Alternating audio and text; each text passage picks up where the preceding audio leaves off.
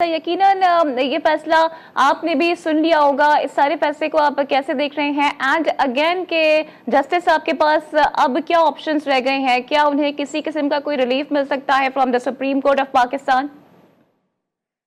जी अस्सलाम वालेकुम जी। अब एक ही ऑप्शन रह गई है कि वो एफसीसी में अपील कर सकते हैं। ये केस सुप्रीम कोर्ट नहीं जाएगा, फेडरल कॉन्स्टिट्यूशनल कोर्ट जाएगा।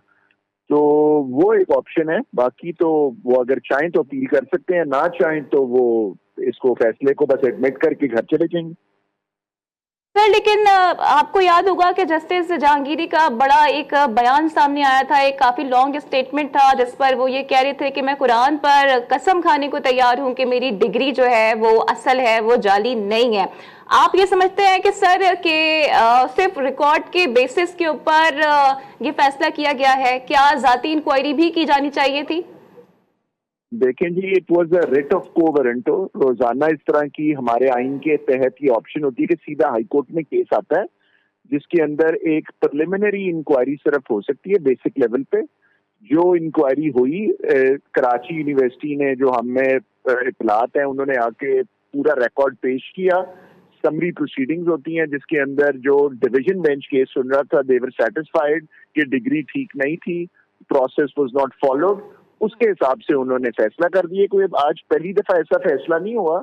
हजारों इस वक्त को वारंटो की पिटिशन पेंडिंग है जहां पर पता लग जाता है कि if you are not qualified on the day of your appointment, तो ऑफ कोर्स फिर ये को वारंटो के अंदर पोजीशन सेटिस्फाइड हो जाती है जी।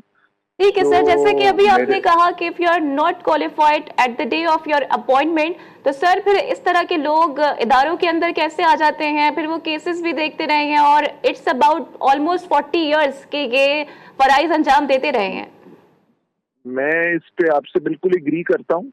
आई थिंक ये रेगुलेटर्स का एक नाअहली है इसके अंदर, और अपॉइंटिंग अथॉरिटीज की, who should have checked this degree on the day of the appointment, ताकि कोई भी बंदा, और मेरा ख्याल से जिस तरह हमने देखा तमाम वकला की एक जमाने में डिग्रियां चेक हुई तो पता लगा कि कई वकला जो इलेक्शन जीत के बाहर के सदवर बन गए, मेंबर्स बन गए, उनकी डिग्रियां जाली निकली। कुछ केसेस तो मैंने भी किया ऐसे। तो ये आई थिंक बड़ा हमारे लिए एक अफसोसनाक डे है in the history of Pakistan. I think बहुत रेयर ऐसा मामलात हुए होंगे जहां पे कोई जज साहब, करप्शन पे तो हमने देखा है निकले हैं, मिसकॉन्डक्ट पे निकले हैं, लेकिन एक जज जो इसको जिसकी डिग्री जाली निकल आए, this has to be a first and a real low in the judicial history of Pakistan.